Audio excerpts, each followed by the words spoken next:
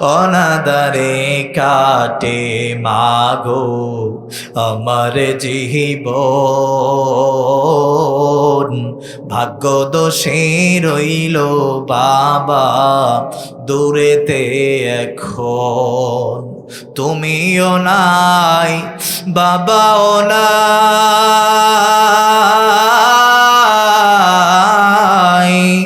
তুমিও নাই বাবাও নাই, দুঃখী আমি এমনি। হায়রে মা জননী আমার, হায়রে মা জননী, হায়রে মা জননী আমার, হায়রে মা জননী। অনাদারে কাটে মাগো আমার জীবন, ভাগ্য দোষে রইল বাবা দূরেতে এখন। তুমিও নাই বাবাও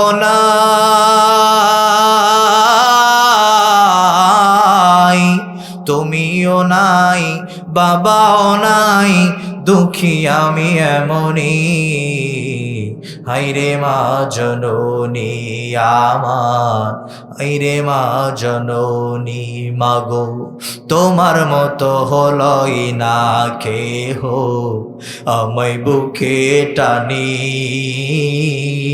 দুনিয়াতে জীবদ্দশায় মা বাবার ইহসান করবা, মা বাবার খেদমত করবা, কারণ যেখানে আল্লাহ রাব্বুল আলামিন নিজের গোলামির কথা বলেছেন, যেখানে ইবাদতের কথা বলেছেন, সেখানে সাথে সাথে আল্লাহ পাক মা বাবার নির্দেশনা দিয়েছেন মা বাবার খেদমত করার জন্য। জোরে বলেন সুবহানাল্লাহ।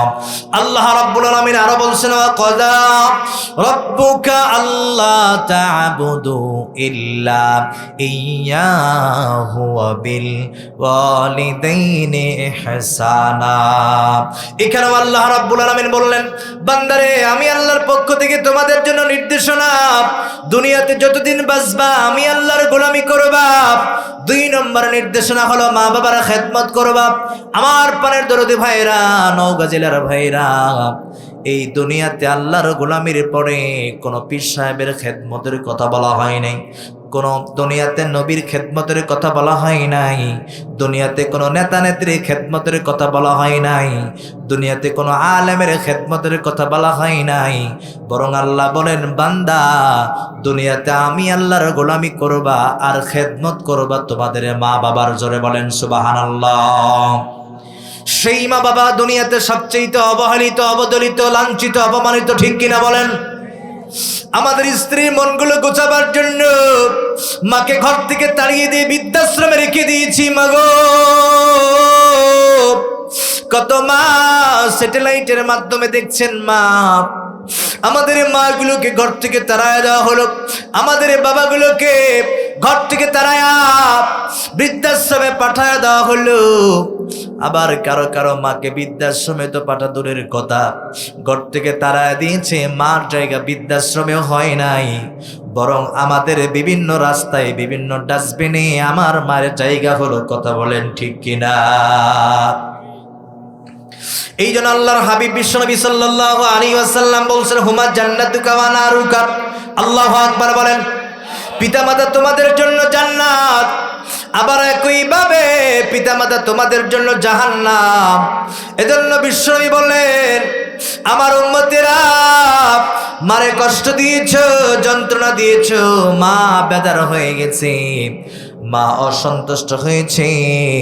আর দুনিয়ার মা বাবা কোনো সন্তানের প্রতি যদি অসন্তুষ্ট হয়ে যায়, আওয়াজ করে বলেন তো অসন্তুষ্ট হবেন কে?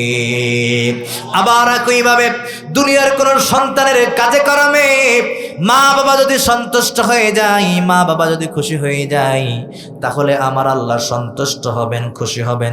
সুতরাং আমার প্রাণের ভাইরা, যারা মাকে কষ্ট দিয়েছো, মারে যন্ত্রণা দিয়েছো, চিরজীবনের জন্য জান্নাতের দরজায় তোমাদের জন্য তালা লাগিয়ে দিবেন আল্লাহ, ঠিক কিনা? এই জন্য আল্লাহর হাবিব বলেন, আমারে খুশি করে কোনো লাভ হবে না যদি তোমরা তোমাদের মা বাবাকে খুশি করতে না পারো। এই জন্য নবীর ঘোষণা, আমার উম্মতেরা, আমি নবী সন্তুষ্ট থাইকা কোনো লাভ হবে না। যদি তোমার মা বাবা সন্তুষ্ট থাকে, এই জন্য আমি নবী সতর্ক করে দিলাম, খবরদার যেই মা 10 মাস 10টা দিন তোমাদেরকে গর্ভে ধারণ করলো, আল্লাহর কসম সেই মারে জীবদ্দশায় কখনো তোমরা কষ্ট দিবে না। বলেন সুবহানাল্লাহ। সিরাতের কিতাবের ভিতরে আসছে আল্লাহর হাবিব বিশ্বনবী সাল্লাল্লাহু আলাইহি ওয়াসাল্লাম 1300 সাহাবা ইকরামদের সাথে করে নিয়ে তিনি রওনা দিয়েছেন হজ্জত আদায় করবার জন্য। আল্লাহু আকবার বলেন। আমার পারে দরুদি ভাইরা, উমরা হজ আদায় করবার জন্য বিশ্বনবী দিয়েছেন রওনা। আল বিদায়া ওয়ান নিহায়া কিতাবের মধ্যে লিখেছেন, আল্লাহর বান্দারা 14 খণ্ডে রচিত একটা কিতাব আল বিদায়া ওয়ান নিহায়া, এই কিতাবের মধ্যে লিখেছেন আল্লাহর হাবিব বিশ্বনবী সাল্লাল্লাহু আলাইহি ওয়াসাল্লাম 1300 সাহাবা ইকরামদের কাফেলা নিয়ে তিনি রওনা দিয়েছেন হজ্জত আদায় করবার জন্য। যাইতে যাইতে প্রতিমধ্যে তাকায় দেখছেন একটা কবর। আল্লাহর হাবিব কবরটা দেখার সাথে সাথে সম্মানের সাথে তিনি সামনে দাঁড়িয়ে গেলেন। আবার সাহাবাদেরকে জিজ্ঞাসা করলেন, আমার সাহাবারা তোমরা কি জানো এটা কার কবর? আল্লাহর হাবিব বিশ্বনবী সাল্লাল্লাহু আলাইহি সাল্লাম যখন জিজ্ঞাসাবাদ করলেন, আমার সাহাবারা তোমরা কি জানো এটা কার কবর?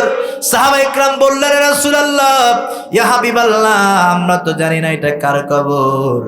বিশ্বনবী তখন বললেন, আমার সাহাবারা তাহলে তোমরা শোনো, আমার সামনে যেই তোমরা কবর দেখতে পাচ্ছ, এটা দুনিয়ার সাধারণ কোনো মহিলার কবর নয়, বরং এটা আমার মা আমেনার কবর, যিনি আমারে 10 মাস 10টা দিন গর্ভে ধারণ করেছে। বলেন সুবহানাল্লাহ।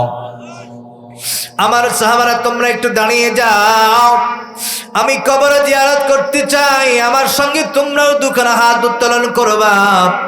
তবে আমার সাহাবারা আমি শর্ত লাগাই দিলাম, খবরদার খবরদার খবরদার দোয়ার মাঝখানে তোমরা কাঁদবা না, চোখের পানিগুলো ছেড়ে দিবা না। এই শর্ত লাগায় দেওয়ার পরে আল্লাহর হাবিব সাহাবা ইকরামদের সাথে করে নিয়ে দুখানা হাত উত্তোলন করলেন। আমার প্রাণপ্রিয় দরদি ভাইয়েরা, নওগাঁ জেলার মায়েরা ভাইয়েরা, একটু খেয়াল করে কথাগুলো শুনতে হবে। আল্লাহর হাবিব বিশ্বনবী সাল্লাল্লাহু আলাইহি ওয়াসাল্লাম সাহাবা ইকরামদের সাথে করে নিয়ে 2 হাত যখন উত্তোলন করলেন, আল্লাহর হাবিবের সামনে সাহাবা ইকরামরা দুখানা হাত উত্তোলন করলেন। দোয়া করতে করতে দোয়ার মাঝখানে বিশ্বনবী ছোট বাচ্চার মতো পোপায়া পোপায়া চোখের পানিগুলো ছেড়ে দিয়ে ক্রন্দন শুরু করে দিয়েছেন। বলেন না মারহাবা। বিশ্বনবী যখন কাঁদলেন, চোখের পানিগুলো ছেড়ে, অশ্রুসিক্ত পানিগুলো চোখের কোটা দিয়া দাড়িগুলো ভিজে টপ টপ করে পানিগুলো বুকের উপরে পড়ছে, বুকটা ভিজে যায়, নবীজির জুব্বা মোবারক ভিজে যায়, কান্নার রোল নেমে যায়, নবীও কাঁদে, সাহাবা ইকরামও কাঁদে। দোয়া যখন সমাপ্ত হয়ে যায়, নবীজি জিজ্ঞাসা করলেন, আমার সাহাবারা তোমরা কেন কাঁদলা? আমি তো তোমাদেরকে নোটিশ জারি করেছি তোমরা কাঁদবা না, চোখের পানিগুলো ছেড়ে দিবা না, কিন্তু তোমরা কেন কাঁদলা জানতে চাই। নবীজির সামনে সাহাবা ইকরাম কাঁদে আর বলে, নবী, যেই রহমতের নবী চোখের কোঠায় পানি, আমরা কি আমাদের চোখের পানি ধরে রাখতে পারি? আল্লাহ পাক এই দুনিয়াতে আপনাকে আমাদের জন্য রহমত করে পাঠানো হয়েছে। ওমা আরসালনাকা ইল্লা রাহমাতাল লিল আলামিন। চিৎকার মেরে বলেন আল্লাহু আকবার। নবীজি আপনি তো আমাদের জন্য রহমত, আপনি তো আমাদের জন্য অনুপ্রেরণা। ও নবী, আপনি কাঁদবেন, আমরা চোখের পানিকে ধরে রাখবো কেমনে? আপনার কান্না দেখে আমরাও সাহাবারা কেঁদে দিয়েছি। কিন্তু নবীজি, আমরা জানতে চাই, আপনি তো নোটিশ জারি করেছিলেন কাঁদা যাবে না, আপনি নিজেই বলার পরে কেন আপনি নিজেই চোখ থেকে আবার পানি বের করলেন জানতে চাই। আল্লাহর হাবিব তখন বলছেন, আমার সাহাবারা, আমি যখন মার জন্য 2 খানা হাত বাড়ায় দিলাম, আরে আমার জনম দুঃখিনী মা আমেনার কথা মনে পড়ে যায়। আল্লাহু আকবার বলেন। আমার শৈশবের কথা মনে পড়ে যায়, আমার ছেলেবেলার কথা মনে পড়ে যায়, আমার শিশুকালের কথা মনে পড়ে যায়। জন্মের পরে আমি আমার বাবাকে দেখি নাই, জন্মের পরে আমি আমার মার চেহারাখানা দেখেছি। আমি তো এতিম অবস্থায় জন্মগ্রহণ করেছি। আমি যখন মায়ের গর্ভে, আমার বাবা চিরনিদ্রায় কবরে শায়িত হয়ে গেছে। জন্মের পরে আমি আমার বাবার চেহারা দেখি নাই, জন্মের পরে আমি আমার মার চেহারাখানা দেখেছি। মার আদর পেয়েছি, বাবার আদর পাই নাই। ও আমার সাহাবারা, শিশুকালে শৈশবকালে আদর করে আমার মা আমারে গোসল করিয়ে দিয়েছে, আবার আমার চেহারার ভিতরে আদর করে চুমু দিয়েছে, আমার গালে চুমু দিয়েছে। আমার মা আদর করে জয়তুনের তেল আমার শরীরে মাখায় দিয়েছে, আদর করে পোশাক পরিধান করে দিয়েছে। আমার সেই দিনের কথা মনে পড়ে যায়। আরে মা আমারে কত আদর যত্ন করে লালিত পালিত করলেন, আমি বুঝার আগে আমার মাও কবরের যাত্রী হয়ে গেছে। আমার আফসোস হয়, আজকে যদি আমার গর্ভধারিণী মা দুনিয়ায় থাকতো, আমি নবী মার খেদমত করতাম। কিন্তু আমার আফসোস হয়, আমার মা দুনিয়ায় নাই। সাহাবারে, তোমাদেরকে বলতে চাই, সেই মারে তোমরা কষ্ট দিবা না, সেই বাবারে তোমরা কষ্ট দিবা না।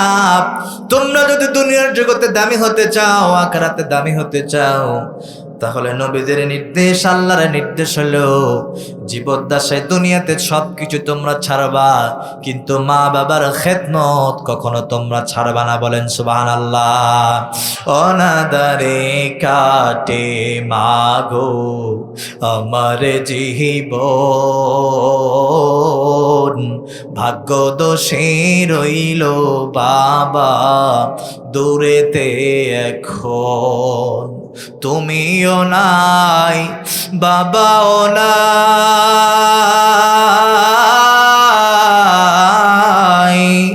তুমিও নাই, বাবাও নাই, দুঃখী আমি এমনই। হায়রে মা জননী আমার, হায়রে মা জননী, হায়রে মা জননী আমার, হায়রে মা জননী।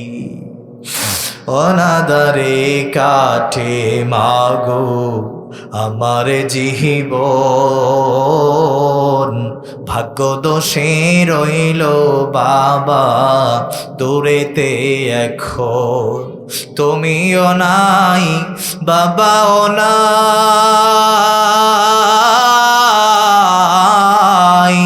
তুমিও নাই, বাবাও নাই, দুঃখী আমি এমনই। হায়রে মা জননী আমার, হায়রে মা জননী।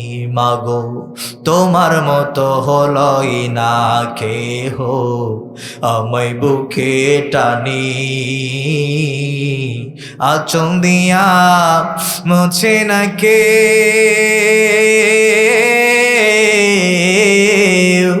আঁচল দিয়া মুছে না কেউ আমার চোখের পানি। হায়রে মা জননী আমার, হায়রে মা জননী। সবাই বলেন আমিন, আরো জোরে বলেন আমিন। ও আল্লাহ, এমন মা যারা দুনিয়ায় নাই, এমন বাবা যারা দুনিয়ায় নাই, কবরে যাত্রী হয়ে গেছে, ও আল্লাহ ওই আব্বা আমার কবরখানা জান্নাতের টুকরা বানায় দাও। জোরে বলেন আমিন। আমার প্রাণপ্রিয় দরদি ভাইয়েরা, আমার মুসলমান উম্মতিরা, খেয়াল করে শুনবেন। এই দুনিয়ার জমিনে একটা কিতাব আছে, এই কিতাবের ভিতরে আমার প্রাণপ্রিয় ভাইয়েরা মা বাবার গুরুত্ব বোঝানোর জন্য একটা অঙ্কে লিখেছেন। খেয়াল করে মনোযোগ সহকারে শুনবেন। মার দোয়া এমন দোয়া, মা যদি আপনার জন্য দুখানা হাত আল্লাহর কাছে বাড়ায় দেয়, মার দোয়ার মাঝখানে কোনো প্রাচীর থাকে না, সরাসরি আল্লাহ পর্যন্ত পৌঁছায় যায়। সুতরাং আপনারা মা যদি দুইখানা হাত তুলে আপনার জন্য নেক দোয়া করে, ভালো দোয়া করে, সেটা কবুল করে নেবেন কে? আবার মা যদি আপনার বিরুদ্ধে আল্লাহর কাছে মামলা দায়ের করে, ও অভিযোগ দেয়, বদদোয়া করে, আওয়াজ করে বলবেন তো দেখি সেই দোয়াখানাও কবুল করে নেন কে? বিশ্বনবীর একজন সাহাবা, আমার প্রাণের ভাইয়েরা, আলকামা রাদিয়াল্লাহু তাআলা আনহু মৃত্যুর শয্যায় শায়িত, দুনিয়া থেকে বিদায় হয়ে চলে যাবেন। ইন্দিমিন সময় সাহাবা ইকরাম বললেন, আলকামা তুমি কালেমা পড়ো, কালেমা পড়ো। তুমি কি আল্লাহর হাবিবের ওই হাদিস কেন পড়ো নাই? মান ক্বালা লা ইলাহা ইল্লাল্লাহু ফাদখালাল জান্নাহ। জোরে বলি আল্লাহু আকবার। আল্লাহর হাবিব বলেন, যে অন্তর দ্বারা বিশ্বাস করলো, জবান দ্বারা কালেমা উচ্চারণ করলো, জান্নাত তার জন্য অবিধারিত হয়ে যায়, ওয়াজিব হয়ে যায়। একইভাবে আল্লাহর হাবিব ঘোষণা দিয়েছেন, মৃত্যুর সময় যার মুখে থাকবে কালেমা, কালেমা পড়তে পড়তে যে ইন্তেকাল করবে, রব্বুল আলামিনের ঘোষণা, বিনা হিসাবে আল্লাহ তাকে জান্নাতে মেহমান বানায় দেয়। বিশ্বনবীর সাহাবার সামনে সাহাবা ইকরাম দাঁড়িয়ে বললেন, আলকামা কালেমা পড়ো, কালেমা পড়ো, কালেমা পড়ো। কিন্তু এই সাহাবার চোখ থেকে পানি বের হয়ে যায়, শুধু কাঁদে, কিন্তু তার জবান দ্বারা কালেমা বের হয় না। আমার প্রাণপ্রিয় দরদি ভাইরা, এই খবরটা বিশ্বনবীর কাছে দেওয়া হলো। নবীজি যেহেতু উম্মতের ব্যথায় ব্যথিত, তিনি আর নিজেকে ধরে রাখতে পারলেন না, কন্ট্রোল করতে পারলেন না। আলকামার জন্য ব্যথায় ব্যথিত হয়ে মুহূর্তের ভিতরে আলকামার বাড়িতে তাশরীফ আনছেন। বলেন মারহাবা। ৬৩ বছরের জিন্দেগিতে বিশ্বনবী নিজের জন্য কিছু চায় নাই, পরিবারের জন্য কিছু চায় নাই। ৬৩ বছরের জিন্দেগিতে আমার নবী, আপনার নবী, ইয়া উম্মতি বলে ৬৩ বছর জিন্দেগি কাটিয়ে দিয়েছেন। আল্লাহু আকবার বলেন। সেই নবী আমার আলকামার ব্যথায় ব্যথিত, আলকামার বাড়িতে তাশরীফ আনলেন। নবীজি শাহাদাত আঙ্গুল উত্তোলন করে বললেন, আলকামা আমি নবী তোমার শিহরে দাঁড়িয়ে আমি তালকিন করি যে আল্লাহর পক্ষ নিয়ে তুমি কালেমা পড়ে মুসলমান হয়েছ, সেই নবী তোমার সামনে দাঁড়ায়া শাহাদাত আঙ্গুল উত্তোলন করে আমি নবী দেখায় দেই, তুমি আল্লাহর পক্ষে কালেমা পড়ো, তুমি একাত্মবাদের কালেমা পড়ো। ও আলকামা, তুমি যদি নবীদের শিখানো কালেমা তেলাওয়াত করতে করতে ইন্তেকাল করো, তাহলে তুমি সফল, তুমি সফল, তুমি সফল। নবীজি তালকিন করলেন। এরপরও হযরতে আলকামা রাদিয়াল্লাহু তাআলা তিনি কথা বলতে পারছেন না। আল্লাহর হাবিব তখন চোখটা বন্ধ করলেন, মুরাকাবায় পড়ে গেলেন। নবীরা, আল্লাহ রাব্বুল আলামিন এই দুনিয়াতে নবীদেরকে অন্তর্চক্ষু দান করেছেন। নবীরা নিজের চক্ষু দিয়া যেমন দেখতে পাইতেন, আমার প্রাণের ভাইরা, আবার নবীরা যখন চোখগুলো বুঝতেন, চোখগুলো বন্ধ করে ফেলতেন, অন্তর্চক্ষু খুলে যাইত, অন্তর্চক্ষু দিয়েও নবীরা দেখতে পাইতেন। বলেন সুবহানাল্লাহ। আল্লাহর হাবিব যখন মুরাকাবায় পড়ে গেলেন, অন্তরকে প্রশ্ন করলেন, মুরাকাবা করলেন, অন্তরের মধ্যে ধরা পড়ে যায়। আল্লাহর হাবিব আর দেরি করলেন না, আলকামার মার কাছে গেলেন, বললেন, আলকামার মা, আমি নবীর তুমি তোমারে প্রশ্ন করছি, সত্যি করে বলবা, তোমার কলিজার টুকরার সন্তান আলকামা তোমারে কষ্ট দিয়েছে কিনা? এই কথাটা বলতে দেরি হয়েছে। কিতাবের মধ্যে আসছে, তামবিহুল গাফিলিন নামক কিতাবের ভিতরে, আলকামার মার চোখ থেকে পানিগুলো পড়তে দেরি হয় নাই। একজন মানুষের হৃদয়ে যত ব্যথা থাক না কেন, সেটা চোখের পানির মাধ্যমে বহিঃপ্রকাশ হয়ে যায়। কথা ঠিক কিনা? হাজারো ব্যথা কলিজায় আছে, হাজারো যন্ত্রণা কলিজায় আছে। যুবক ভাই, ওই ব্যথায় ব্যথিত হয়ে মানুষ চোখ থেকে পানি বের করে দেয়।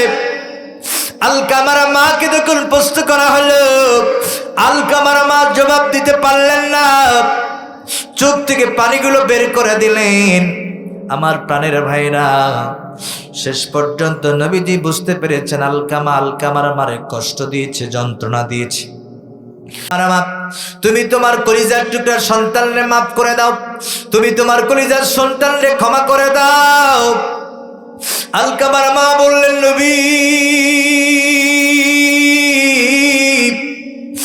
আমি মা ব্যথায় জর্জরিত হয়ে গেছি। আমার কলিজার টুকরার সন্তান স্ত্রী কথাকে প্রাধান্য দিত বেশি, আমার কথাকে প্রাধান্য দিত কম, যার কারণে আমি মা আল্লাহর কাছে মামলা দায়ের করেছি। আমি আল্লাহর কাছে বিচার দিয়েছি, নবী আমি আমার সন্তানরে ক্ষমা করতে পারবো না, মাফ করতে পারবো না। আমার পানে দরদি ভাইরা, শেষ পর্যন্ত বিশ্বনবী সাল্লাল্লাহু আলাইহি ওয়াসাল্লাম বললেন, আমার সাহাবারা আলকামার মার সামনে আগুন জ্বালায়া দাও, সেই আগুনের মধ্যে আলকামার নিক্ষিপ্ত করে দাও, জীবন্ত আলকামার নিক্ষেপ করে দাও। আলকামার মার সামনে আগুন জ্বালায়া দেওয়া হলো। সেই আগুনের ভিতরে আলকামা রাদিয়াল্লাহু তাআলা আনহুকে সবাই মিলে ধরে কলিজার টুকরা মার সামনে যখন আলকামাকে নিক্ষেপ করে দেয়, জনম দুঃখিনী মা আত্মচিৎকার করে বললেন, নবী আমার নারী শিরা সন্তানকে আগুনের মধ্যে নিক্ষেপ করবেন না, বলেন না আল্লাহু আকবার। পৃথিবীর মায়া ভুলে আমাকে একা ফেলে চলে গেলে মা গো, জানি আর আসবে না সোহাগ মাখা মুখে, খোকা বলে ডাকিতে আমাকে। হে দয়াময় জান্নাতে দিও আমার মাকে, হে দয়াময় জান্নাতে দিও আমার মাকে। কষ্ট করিয়া মা গর্ভে ধরিয়া কত জ্বালা সয়েছ মা নিদেরা ছাড়ি, জানিয়ার আসবে না সোহাগ মাখা মুখে, খোকা বলে ডাকিতে আমাকে।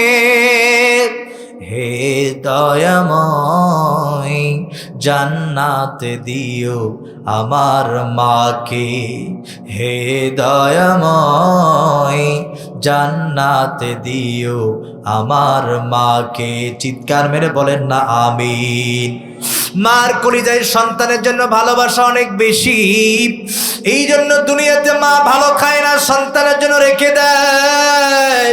মা ভালো পড়ে না, সন্তানদেরকে ভালো পড়ায়। রাত 12টা বেজে যায়, সন্তান বাড়িতে না আসলে মা এক লোকমা খাবার পর্যন্ত খায় না। সন্তানের জন্য অপেক্ষার প্রহর গণে, সেই মারে কষ্ট দেওয়া যাবে না, সেই বাবারে কষ্ট দেওয়া যাবে না। আলকামার মা বলছেন, নবী আমার চোখের সামনে নাড়ি চিরা সন্তানকে আপনি আগুনের মধ্যে নিক্ষেপ করবেন না। আমি মা তো কষ্ট সহ্য করতে পারি না, সইতে পারে না নবী আমার। নবীজি তখন বললেন, আলকামার মা তাহলে কান খুলে শোনো, যে আগুনের মধ্যে তোমার সন্তানকে ফেলা দেওয়া হবে এটা তো দুনিয়ার আগুন, এর চাইতে ভয়ানক আগুনে আল্লাহ নিক্ষেপ করে দিবেন। তুমি তোমার সন্তানকে যদি আগুন থেকে বাঁচাতে চাও, জাহান্নাম থেকে বাঁচাতে চাও, তাহলে তোমার কলিজার টুকরার সন্তানরে তুমি মাফ করে দাও। তুমি মাফ করে না দেওয়া পর্যন্ত তোমার সন্তানকে আল্লাহ ক্ষমা করবে না। আমার পানের দরদি ভাইয়েরা, শেষ পর্যন্ত জনম দুঃখিনী মা যে 10 মাস 10টা দিন গর্ভে ধারণ করেছে, আমার যুবক ভাইয়েরা, মা জননী আর দেরি করেন নাই, 2খানা হাত আল্লাহর দরবারে উত্তোলন করে দিয়েছেন। আর আল্লাহর কাছে বললেন, আল্লাহ তুমি তো মায়ের দোয়া কবুল করো, যেমন কবুল করে আমার সন্তানকে তুমি শাস্তি দিচ্ছ আল্লাহ। আমার মার কলিজা সহ্য হয় না আল্লাহ, আমি আমার কলিজার টুকরা সন্তানরে মাফ করে দিলাম, তুমিও আমার কলিজার টুকরা আলকামারে ক্ষমা করে দাও। বলেন সুবহানাল্লাহ। জনম দুঃখিনী মা শুধু 2খানা হাত তুলে আল্লাহর কাছে এতটুকুন আবদার করেছেন, এতটুকুন কথা বলেছেন, আবেগের কথাগুলো আমার আল্লাহর দরবারে কবুল হতে দেরি হয় নাই। মুহূর্তের ভিতরে আল্লাহ রাব্বুল আলামিন মায়ের দোয়াখানা কবুল করে নিয়েছেন, আলকামারে মাফ করে দিয়েছেন। মুহূর্তের ভিতরে ডান দিক থেকে আলকামা কালেমা পড়তে দেরি করেন নাই। সবাই পড়েন লা ইলাহা ইল্লাল্লাহু মুহাম্মাদুর রাসূলুল্লাহ। চিৎকার মেরে বলেন সাল্লাল্লাহু আলাইহি ওয়াসাল্লাম। যেই আলকামা কালেমা পড়তে পারছিলেন না, যেই আলকামার জবান থেকে কালেমা বের হচ্ছিল না, যেই আলকামা জবান থেকে একটা শব্দ বাক্য উচ্চারণ করতে পারে নাই, সেই আলকামাকে যখন মা জননী ক্ষমা করে দিয়েছে, মুহূর্তের ভিতরে আল্লাহ তারে ক্ষমা করে দিয়েছে। জান্নাতি কালেমা তার জবান থেকে বের হয়ে গেছে। আল্লাহর গোলামেরা এই জন্য মাকে কষ্ট দিবেন, যন্ত্রণা দিবেন। আমার পানের দরদি ভাইরা, মার কথাগুলো আল্লাহর কাছে পৌঁছবে, কবুল হয়ে যাবে। মা যদি বেজার হয়ে যায়, দুনিয়ার জগতে যতগুলো সফলতার জিন্দেগি আছে সব জিন্দেগি বন্ধ করে দিবেন কে? আল্লাহর নবীর উপরে যেই কিতাবটা নাজিল করা হলো, সেই কিতাবটার নাম কি? বলেন কি নাম? আল কোরআন। এটি এমন একটা কিতাব, যেই কিতাবের নাম বললেই সওয়াব, যেই কিতাবকে স্পর্শ করলে সওয়াব, যেই কিতাবকে চোখ দিয়া দেখলে সওয়াব, যেই কিতাব ধরলে সওয়াব। এমন একটা কিতাব নবীজির উপরে আল্লাহ তাআলা নাজিল করে দিয়েছেন। জোরে বলেন সুবহানাল্লাহ। সম্মানিত প্রিয় ভাইয়েরা আমার, লম্বার দিকে যেতে চাই না, সরাসরি আলোচনার দিকে যেতে চাই। খেয়াল করে শুনবেন।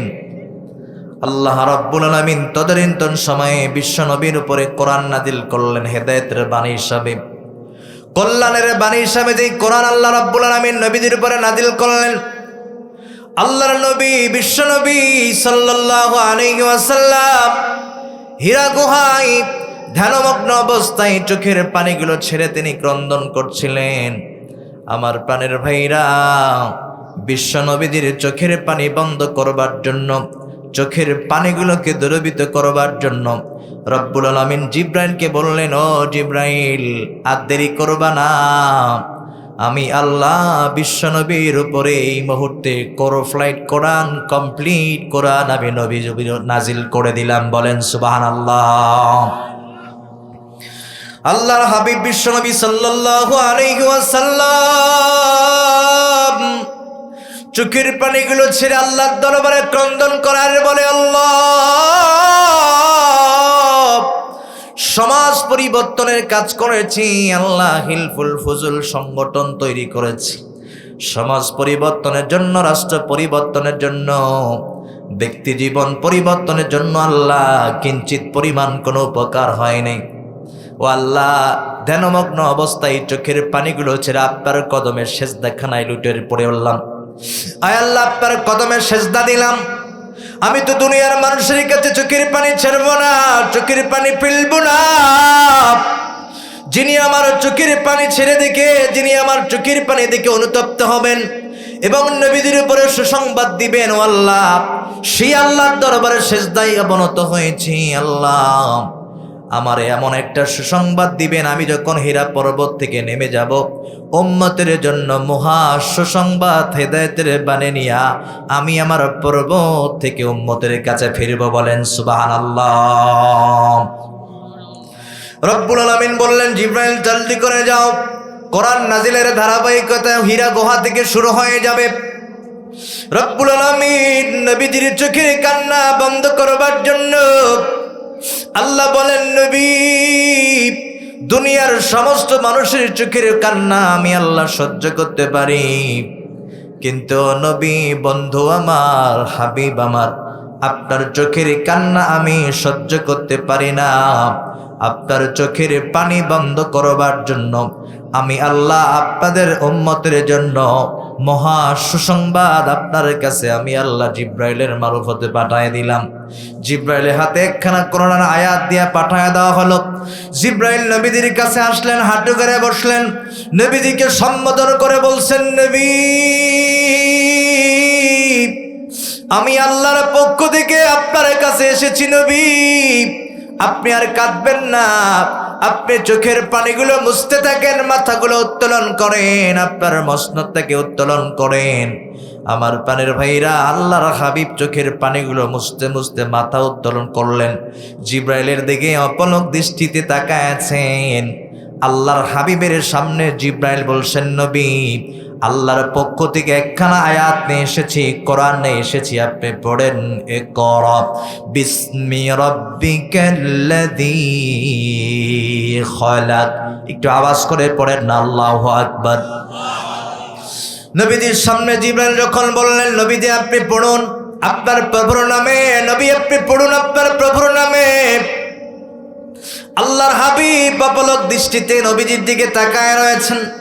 নবীজি বিশ্বনবী সাল্লাল্লাহু আলাইহি সাল্লাম জিব্রাইলের দিকে তাকায় আছে, জিব্রাইল নবীর দিকে তাকান।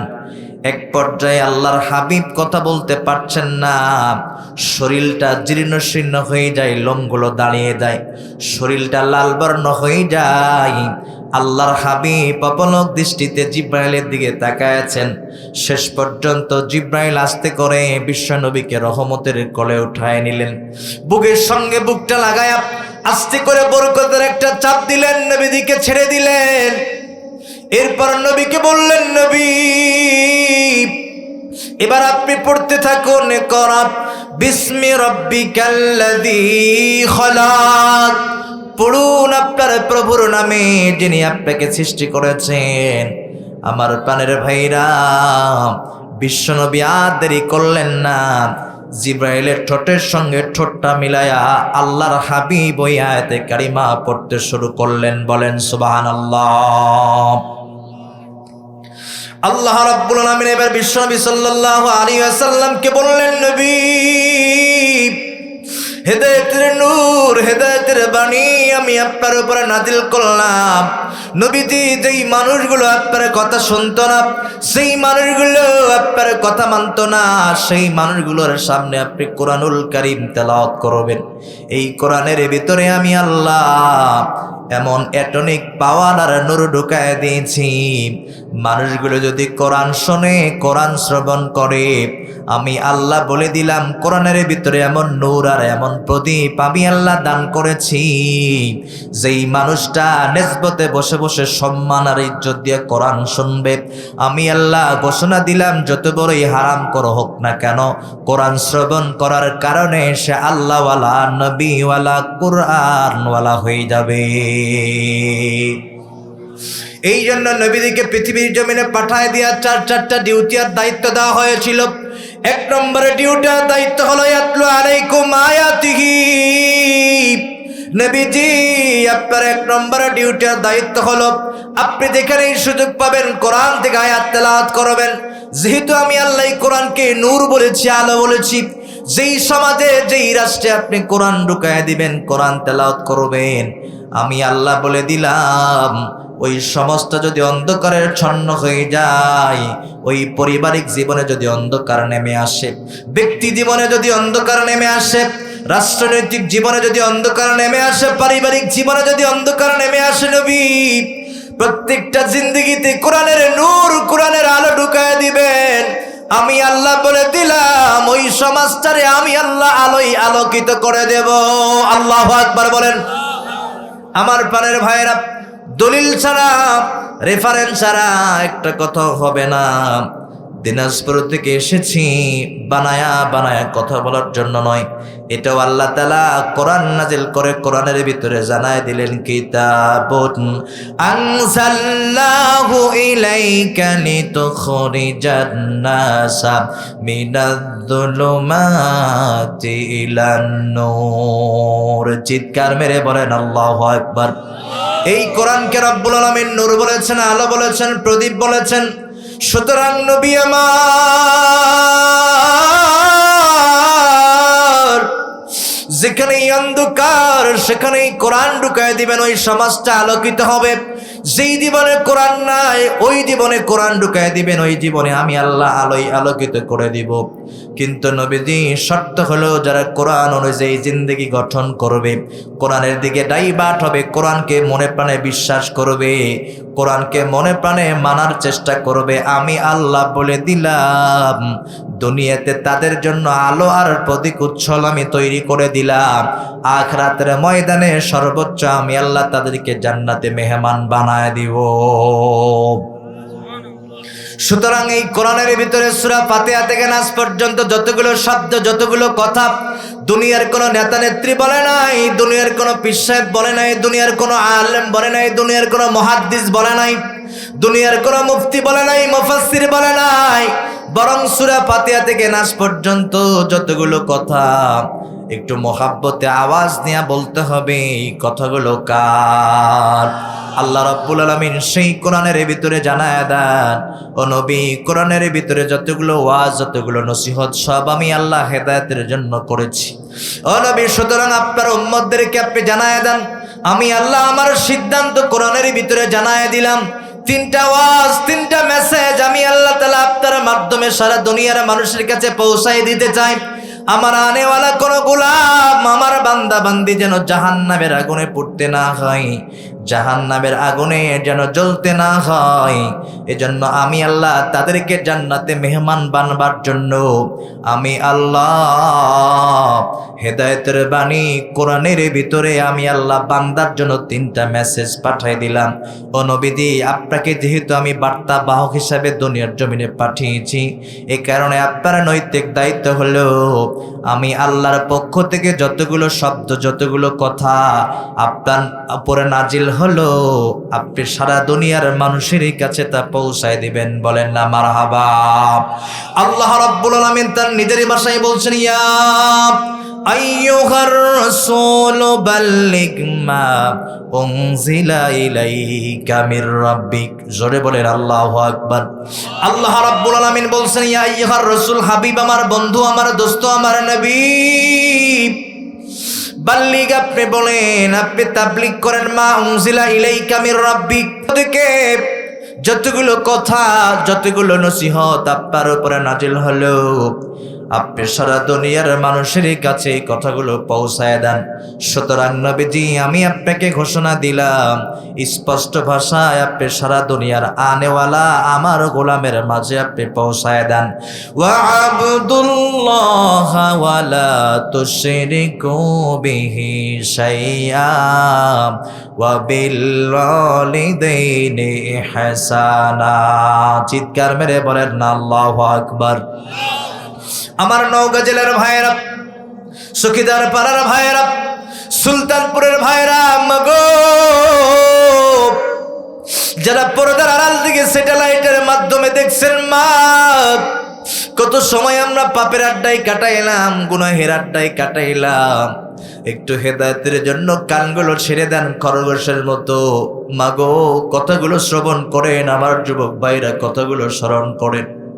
আল্লাহ রাব্বুল আলামিন জানায় দেন, বলেন নবী, আপনি সারা দুনিয়ার মানুষের কাছে পৌঁছায় দেন, জানায় দেন, আমার বান্দা বান্দিরা তিনটা কাজ দুনিয়ার জমিনে করবে।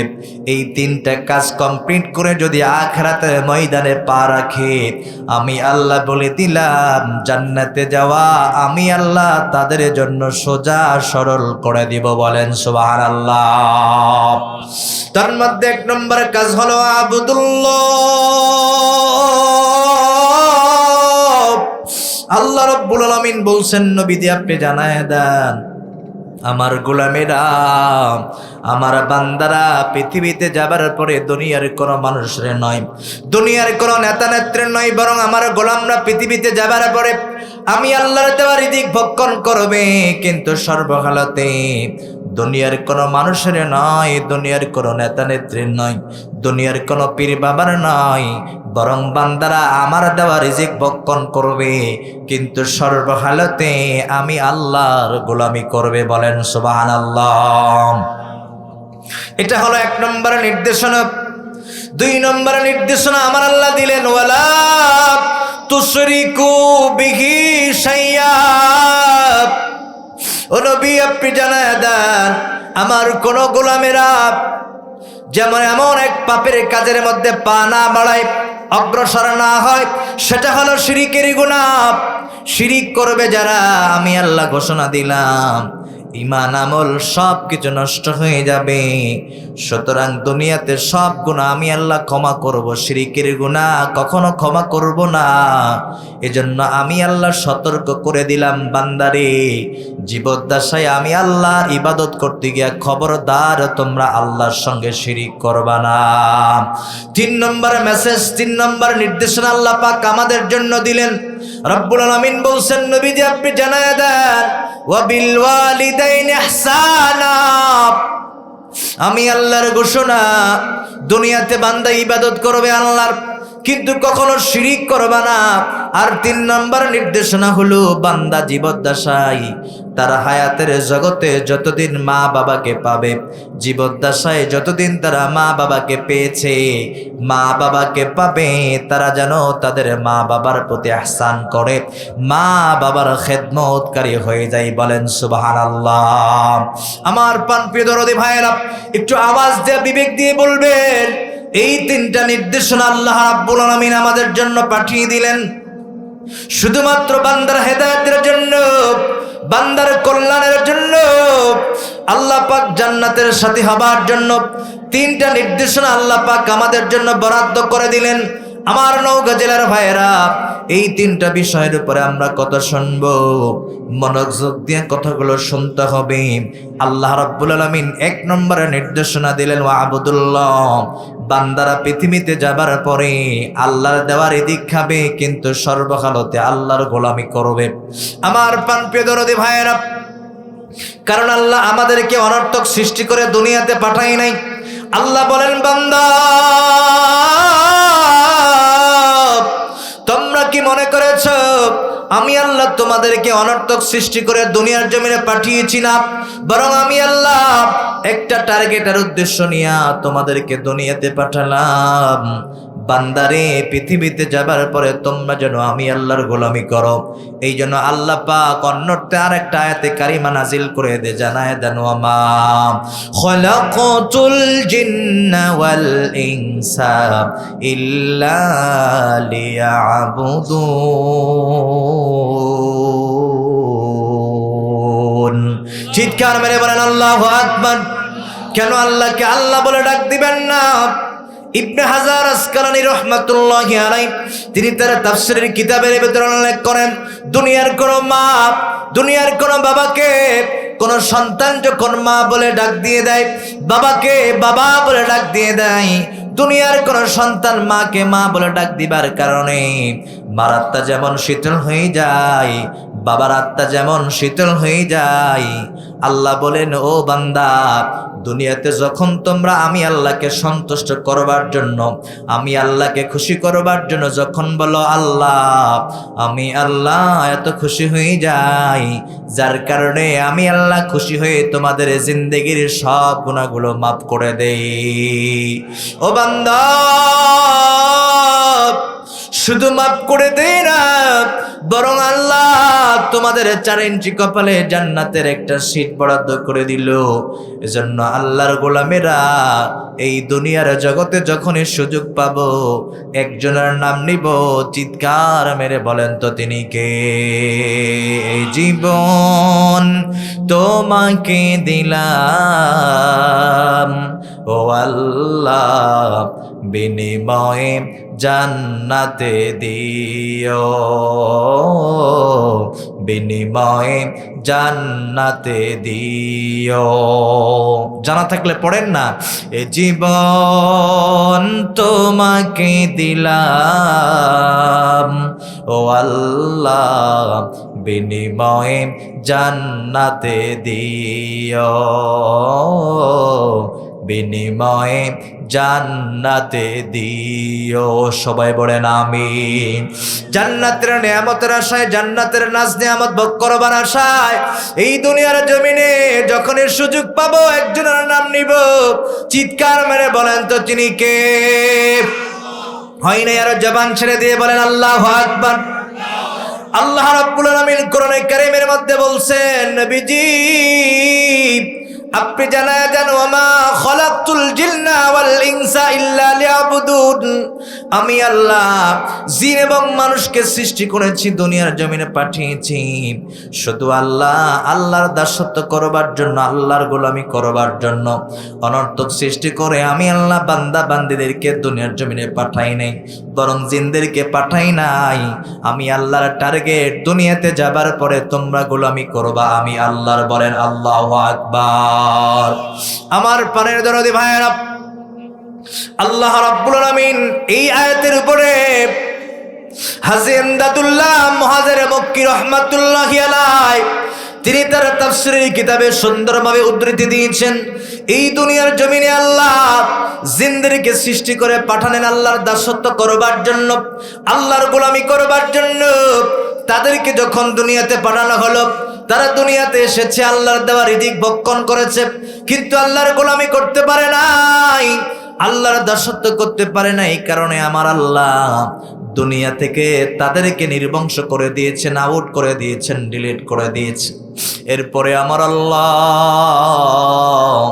আদর করে ভালোবেসে মহাব্বত করে আমার আল্লাহ মানুষদেরকে সৃষ্টি করে দুনিয়াতে পাঠালেন, আর বললেন বান্দা কত সুন্দর হাত দিলাম, কত সুন্দর পা দিলাম, কত সুন্দর চক্ষু দিলাম, কত সুন্দর আমি আল্লাহ তোমারে মস্তিষ্ক দিলাম। আমি আল্লাহ তোমাদেরকে ইবাদতের উপযুক্ত করে দুনিয়াতে পাঠালাম। বান্দারে জিনদেরকে পৃথিবীর জমিনে পাঠিয়েছি, আমি আল্লাহর গোলামি করে নাই। এই কারণে আমি আল্লাহ তোমাদেরকে আদর করে ভালোবেসে দুনিয়াতে পাঠালাম বান্দারে, যাতে করে পৃথিবীতে যাওয়ার পরে তোমরা আমি আল্লাহর গোলামি করতে পারো। জোরে বলেন সুবহানাল্লাহ।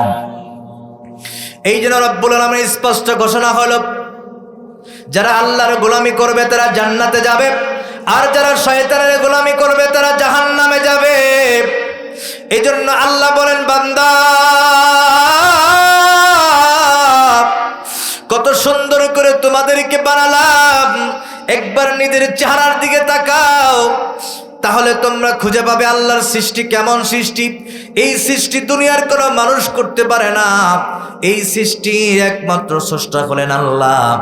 হাতগুলো নিয়ে গবেষণা করেন, পাগুলো নিয়ে গবেষণা করেন, চোখগুলো নিয়ে গবেষণা করেন, মস্তিষ্ক নিয়ে গবেষণা করেন। আমার প্রাণের ভাইরা, এত সুন্দর সৃষ্টি আল্লাহ ছাড়া দুনিয়ার কোনো মানুষ এমন সৃষ্টি করতে পারে না। কথা ঠিক কিনা? আল্লাহ বলেন বান্দারে, আমি আল্লাহ এত সুন্দর সব কিছু সৃষ্টি করে তোদেরকে দুনিয়াতে পাঠালাম। আমি আল্লাহ কিছুই চাই না, বিনিময়ে শুধু গোলামি চাই। সুতরাং বান্দা তোমরা আমি আল্লাহর গোলামি করবা।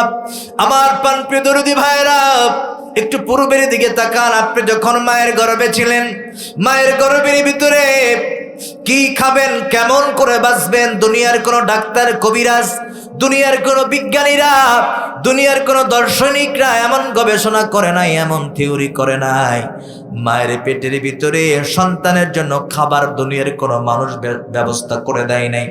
আওয়াজ করে বলেন, মায়ের গর্ভের ভিতরে 10 মাস 10টা দিন থাকলাম, বেঁচে থাকলাম, এত সুন্দর করে মায়ের পেটের ভিতরে যিনি রিজিক দিলেন, রিজিক দান করলেন, আওয়াজ করে বলতে হবে তিনি কে? আল্লাহ বলেন বান্দা তোমাদেরকে কত সুন্দর রিজিক দিলাম মায়ের গর্ভের ভিতরে, জবানটারে পবিত্র রাখলাম, দেহটারে পবিত্র রাখলাম বান্দা। পবিত্র জবান দ্বারা, পবিত্র আকৃতি দিয়া, পবিত্র গঠন দিয়া তোমরা যেন দুনিয়াতে আমি আল্লাহর গোলামি করতে পারো। এজন্য আমি আল্লাহ মায়ের গর্ভের ভিতরে তোমাদেরকে খাবারের ব্যবস্থা করলাম, খাবারের সন্ধান দিলাম। তারপরেও কেন তোমরা আমি আল্লাহরে ভুলে যাও? বান্দারে, সোজা কথা, সরল কথা, স্পষ্ট কথা, দুনিয়াতে তোমরা যাবার পরে যদি আমি আল্লাহর গোলামি না করো, যেমন জিনরা গোলামি করে নাই, দুনিয়া থেকে নির্বংশ করে দিয়েছি, তোমরাও যদি আমি আল্লাহর গোলামি না করো, আমি আল্লাহ তোমাদেরকে দুনিয়া থেকে নির্বংশ করে দিব এবং জাহান্নামের নিমজ্জিত আগুনের মধ্যে নিক্ষিপ্ত করব। জোরে বলেন নাউজুবিল্লাহ। কি আমল করেছো বলো না, জান্নাতে যাওয়ার হলো না। বলেছিলাম আমি ভুলো না আমায়, তবু কেন ভুলে গেলে দুনিয়ার মায়ায়? কি আমল করেছো বলো না, জান্নাতে যাওয়ার হলো না। কথা ঠিক কিনা? আল্লাহ বলেন গোলাম,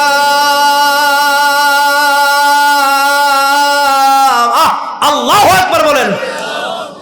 হাশরের ময়দানে সবাই যখন দাঁড়ায় যাবে,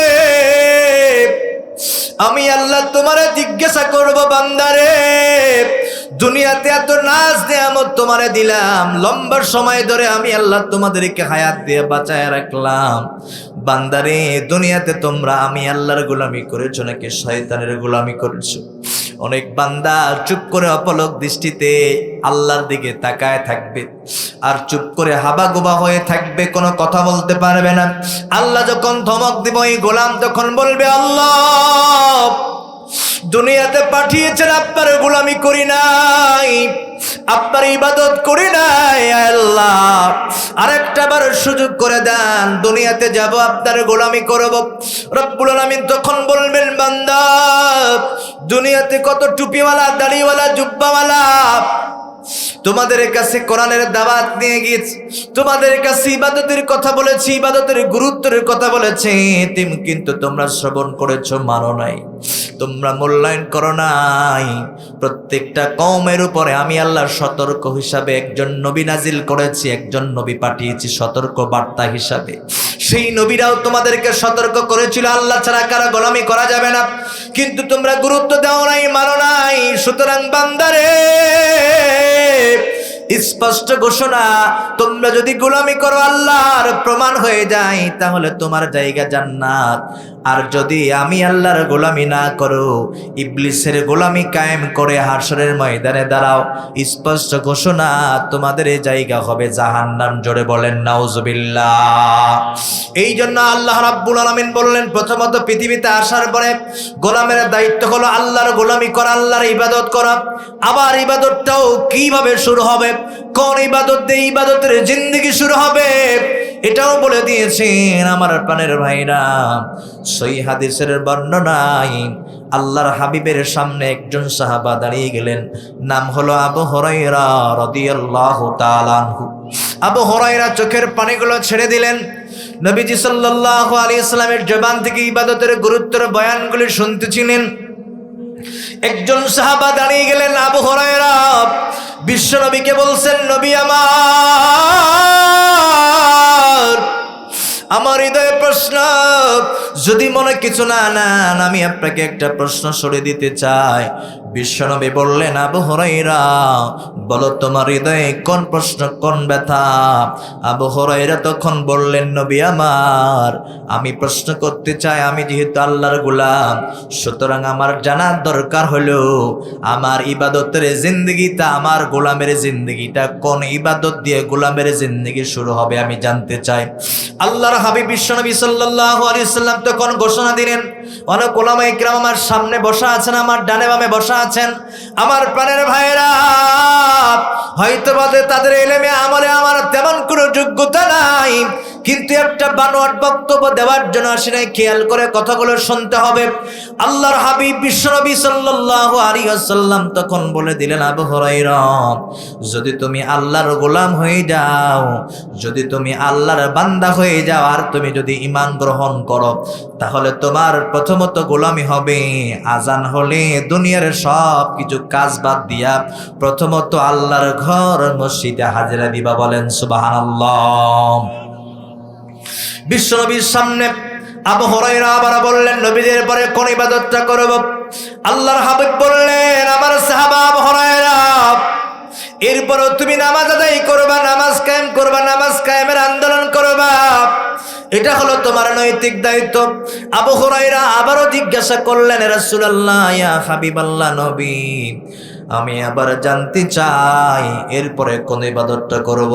আল্লাহর হাবিব বললেন, আমার সাহাবা, আজান হলে প্রথমত সর্বপ্রথম তুমি আল্লাহর ঘর মসজিদে হাজিরা দিয়া আল্লাহর কদমে সেজদা দিবা। বলেন সুবহানাল্লাহ।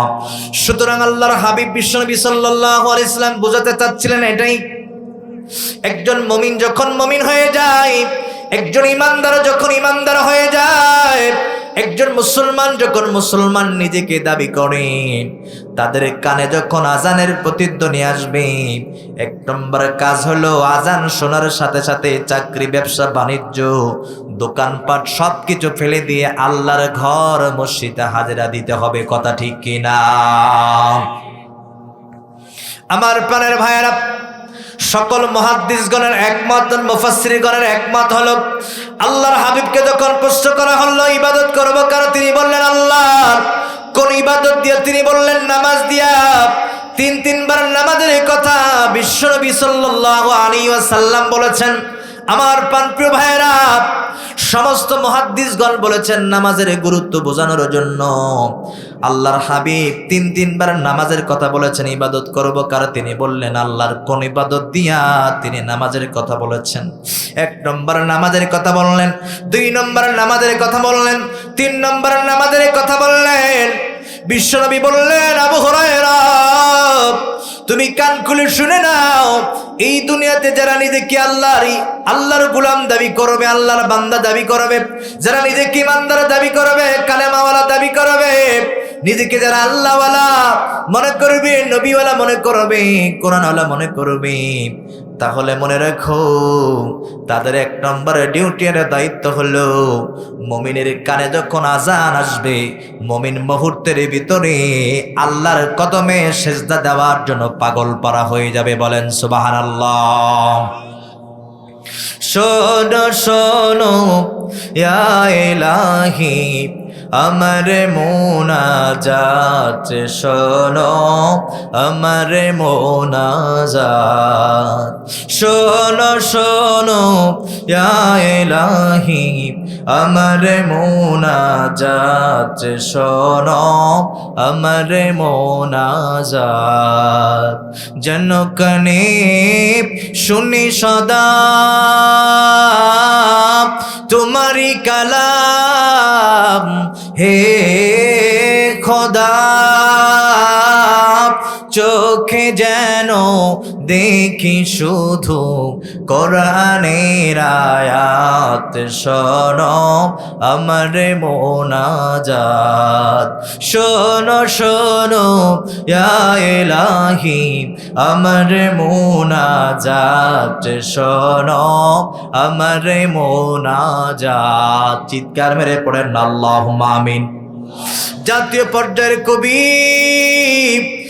নজরুল ইসলাম কত সুন্দর করে কবিতা আবৃত্তি করেছেন। যদি একটা কবিতা, কিন্তু কুরআনুল কারীমের ওই আয়াতখানা নিয়ে কবি নজরুল ইসলাম জাতীয় কবি মানুষের কাছে কেঁদে কেঁদে কবিতা আবৃত্তি করে গেলেন। এটা আল্লাহর কথা, আল্লাহর বাণী। সূরা বাকারার ভিতরে আল্লাহ রাব্বুল আলামিন জানিয়ে দিলেন, ওয়াস্তাঈনু বিস-সাবরি ওয়াস-সালাহ। রব্বুল আলামিন বললেন তোমরা ধৈর্য এবং নামাজের মাধ্যমে আমি আল্লাহর কাছে চাও। সুতরাং আল্লাহ বলেন, গোলাম তোমাদের জিন্দেগিতে যা প্রয়োজন নামাজের মুসল্লায় দাঁড়িয়ে 2 রাকাত নামাজ আদায় করে তোমরা চোখের পানি ছেড়ে আল্লাহর দরবারে কাঁদবা।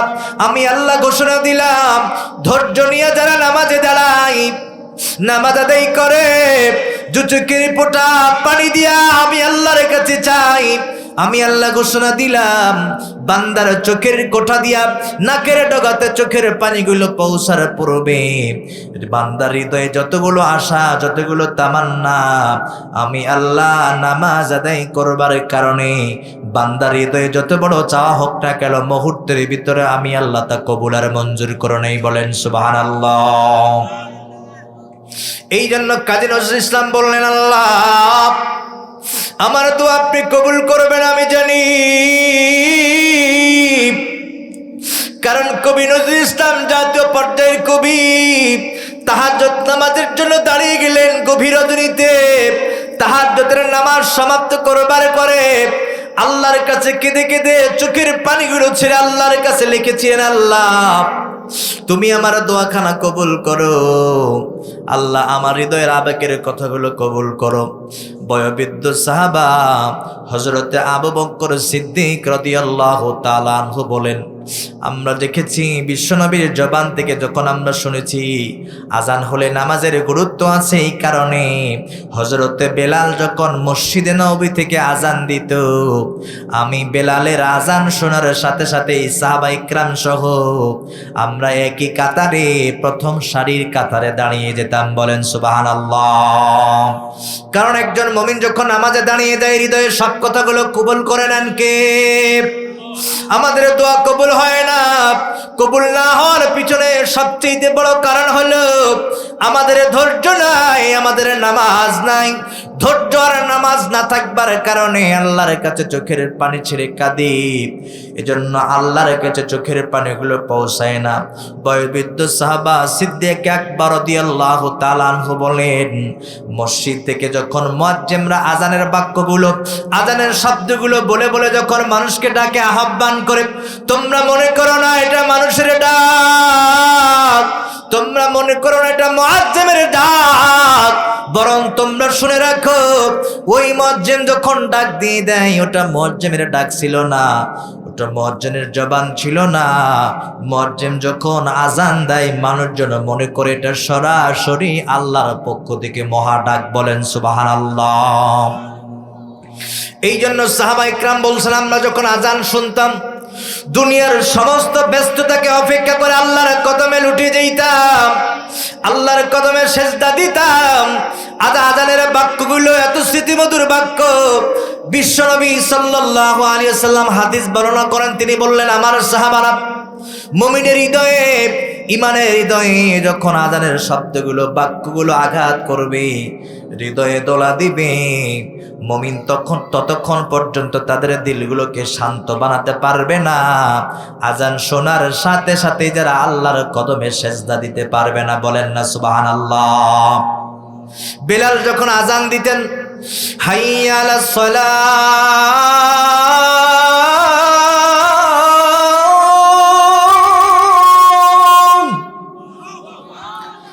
হাইয়া আলাল ফালাহ,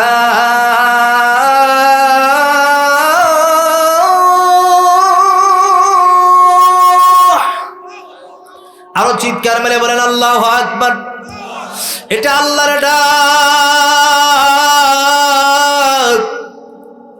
আল্লাহ বলেন, মুমিন যাদের হৃদয়ে আওয়াজ ধাক্কা দিবে, যাদের কানে আওয়াজ আসবে, আমি আল্লাহ বলে দিলাম সে যদি প্রকৃত আমার গোলাম হয়, সাথে সাথে দুনিয়ার সব কিছু কাজগুলো বাদ দিয়ে আল্লাহর কদমে সাথে সাথেই সেজদায় লুটে পড়বে। বলেন সুবহানাল্লাহ।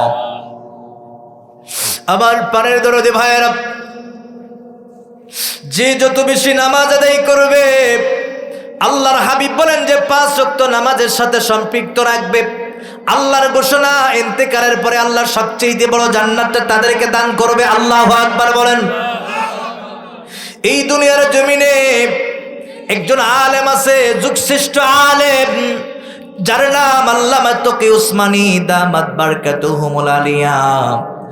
পাকিস্তানের বড় একজন আলেম, নামাজের গুরুত্ব বোঝানোর জন্য তিনি একটা ঘটনা লিখেছেন তার কিতাবের ভিতরে। যুগশ্রেষ্ঠ একজন তাবি, যুগশ্রেষ্ঠ একজন মুহাদ্দিস, যার কিতাব না পড়লে একজন আলেম হতে পারবে না।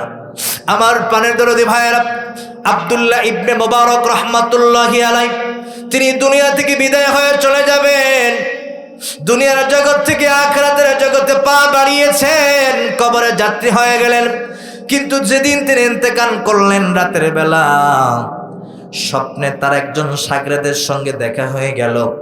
স্বপ্নের ভিতরে শাগরেদ জিজ্ঞাসা করলেন, আব্দুল্লাহ ইবনে মুবারক, আল্লাহর ওলি আল্লাহ পাক আপনার সাথে কেমন আচরণ করেছে, কেমন ব্যবহার করেছে? কিতাবের মধ্যে এসেছে আব্দুল্লাহ ইবনে মুবারক রাহমাতুল্লাহ আলাইহি বললেন, আল্লাহ আমার সাথে ভালো আচরণ করেছে, বরং এমন আচরণ করেছে, শুধু ভালো আচরণ করে নাই, বরং আল্লাহ আমার জন্য জান্নাত বড় কোন দিয়েছেন, মাথা দিয়ে দিয়েছেন। কিন্তু আমার মুরিদ, আমার আফসোস হয়, আমার পরিতাপ হয়। শাগরেদ তখন জিজ্ঞাসা করলেন, জান্নাত পাওয়ার পরেও আপনি সন্তুষ্ট না, কারণ কি জানতে চাই, আপনি কেন অনুতপ্ত হলেন? আব্দুল্লাহ ইবনে মুবারক রাহমাতুল্লাহি আলাইহি তখন বলছেন, কিতাবের ভিতরে আসছে, তিনি বললেন, আমার বাড়ির পাশে যেই কামার ছিল, সেই কামার তিনিও দুনিয়া থেকে ইন্তেকাল করেছেন, কবরে যাত্রী হয়ে গেছেন।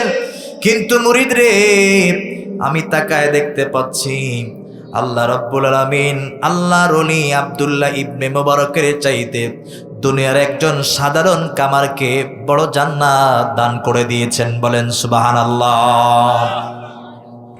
এতটুকুন স্বপ্ন দেখলেন, ঘুমটা ভেঙে গেল। সকালবেলার সূর্য উদিত হবার আগে ফজরের আজান হয়ে যায়। আল্লাহর বান্দা ফজরের নামাজে অংশগ্রহণ করলেন। সূর্য উদিত হয়ে গেল, কামারের বাড়িতে চলে গেলেন। তার আর ঘুম আসে না, চিন্তিত হয়ে পড়েছেন, আহারে আল্লাহর একজন অলির চাইতো বড় জান্নাত কেমনে দুনিয়ার একজন সাধারণ কামার পায় জানার দরকার। আমার প্রাণপ্রিয় দরদি ভাইরা, দিলটাকে শান্ত রাখতে পারছিলেন না, চলে গেলেন কামারের বাড়িতে। গিয়া সালাম দিলেন। মৃদু কণ্ঠে, মহিলা কণ্ঠের একটা আওয়াজ ভেসে আসলো। মহিলাটা বললেন, কে আপনি, কাকে চান? তিনি বললেন, আমি কাউরে চাই না, এটা কি কামারের বাড়ি? তিনি বললেন, হ্যাঁ এটা কামারের বাড়ি। জিজ্ঞাসা করলেন, আপনি কে? তিনি বললেন, আমি কামারের সহধর্মিনী, আমি কামারের বিবি। তিনি মনে মনে ভাবলেন, তাহলে তার বিবির কাছ থেকে জানা সম্ভব হবে দুনিয়াতে তার স্বামী কোন এমন আমল করেছে, কোন ইবাদত করেছে, যার কারণে রব্বুল আলামিন দুনিয়ার একজন ওলির চাইতে দুনিয়ার সাধারণ কামারকে বড় জান্নাত দান করে দিলেন। তিনি বললেন, মা আপনার কাছে একটা প্রশ্ন করতে চাই, আপনার স্বামী দুনিয়াতে কোন এমন আমল করেছে, কোন এমন ইবাদত করেছে, যার কারণে আল্লাহ আপনার স্বামীকে বড় জান্নাত দান করেছে? তিনি বললেন, দুনিয়াতে আমার স্বামীর এমন কোনো আমল আমি দেখি নাই, তবে জীবদ্দশায় দেখেছি আমার স্বামী গরিব মানুষ, অসহায় দরিদ্র মানুষ, টাকা ছিল না, পয়সা ছিল না, ধন দৌলত ছিল না, কিন্তু আমার স্বামীর আমি আমল দেখেছি, সে দুনিয়াতে 5 ওয়াক্ত নামাজি ছিল। আল্লাহু আকবার বলেন। আমি আমার আমল দেখেছি, আমি আমার স্বামীর আমল দেখেছি। সে গরিব মানুষ, লোহা পিটায় খায়, কিন্তু মসজিদ থেকে যখন আজানের প্রতিধ্বনি তার কান পর্যন্ত ভেসে আসতো, আল্লাহর বান্দা লোহার উপরে হাতুড়ি দিয়ে একটা আঘাত করতেন না, হাতুড়িটার সাথে সাথেই ফালায় দিয়া আল্লাহর ঘর মসজিদে গিয়া আল্লাহর কদমে লুটে পড়তো। বলেন না সুবহানাল্লাহ। কিতাবের মধ্যে উপমা হলো এমন, আল্লামা তকি উসমানী লেখেন, উপমা হলো এমন, আল্লাহর বান্দা হাতুড়ি নিয়েছেন, হাতের মধ্যে মাথার উপরে উত্তোলন করেছেন, লোহার উপরে একটা আঘাত করবেন কামার। ইন্ডিমিন সময় মসজিদ থেকে যখন আজান ভেসে আসছে, তার কানে আজান ভেসে এসেছে, অন্তরে আঘাত করেছে। একটা হাতুড়ি দিয়া লোহার উপরে আঘাত করে নাই, হাতুড়িটা জায়গা বরাবর শুধুমাত্র উঁচু করেছেন। আজান এসেছে, মুহূর্তের ভিতরে আল্লাহর বান্দা হাতুড়িটা পিছন দিক দিয়ে ফালায় দিয়া আল্লাহর ঘর মসজিদে দৌড় দিয়েছে। বলেন সুবহানাল্লাহ। এটা ছিল আমার স্বামীর ইবাদত। আবার জীবদ্দশায় আমি দেখেছি আমার স্বামী গরিব হওয়ার কারণে আব্দুল্লাহ ইবনে মুবারকের বাড়ির ছাদের উপরে তাকাতো, কারণ আব্দুল্লাহ ইবনে মুবারক ধনী হওয়ার কারণে রাতের অন্ধকারে তার বাড়ির ছাদের উপরে দাঁড়ায়া দাঁড়ায়া তাহাজ্জুদের নামাজ আদায় করতেন। আমার স্বামী ওই নামাজের দৃশ্য দেখে আল্লাহর কাছে কাঁদতেন আর বলতেন, আল্লাহ তুমি যদি আমারে অসহায় দরিদ্র না বানায়া তুমি যদি আমারে ধনী বানায় দিতা, আল্লাহ তুমি যদি আমারে অর্থ সম্পদ দান করতা, আমি আব্দুল্লাহ ইবনে মুবারকের মতো গভীর রজনীতে সেজদায় লুটে পড়তাম। আল্লাহ আমি তো গরিব মানুষ, লোহা পিটায় খায়। আল্লাহ গভীর রজনীতে আব্দুল্লাহ ইবনে মুবারক চোখের পানিগুলো ছেড়ল। কিন্তু আল্লাহ আমি গরিব হওয়ার কারণে গভীর রজনীতে আপনার কদমে সেজদা দিতে পারি নাই। বলেন মারহাবা। স্ত্রী বললেন, এই যে স্বামী, আমার দুইটা আমল ছিল। এক নম্বরে নামাজ ছাড়তো না, আবার নামাজের জন্য লোভ ছিল, লালসা ছিল। বারবার বলতো, আল্লাহ তুমি যদি আমারে ধনী বানাইতাম, গভীর রজনীতে তোমার কদমে সেজদায় লুটে পড়তাম। আল্লাহর বান্দার সাথে সাথে সাগরেদ সেজদায় পড়ে গেলেন আর বললেন, আহারে, দুনিয়ার হতে পারে একজন কামার, একজন গরিব মানুষ, কিন্তু শুধুমাত্র 5 ওয়াক্ত নামাজ জিন্দেগিতে থাকবার কারণে, আল্লাহর গোলাম হবার কারণে, বান্দা হবার কারণে আব্দুল্লাহ ইবনে মুবারকের চাইতে আল্লাহ পাক বড় জান্নাত তাকে দান করে দিয়েছেন। বলেন সুবহানাল্লাহ।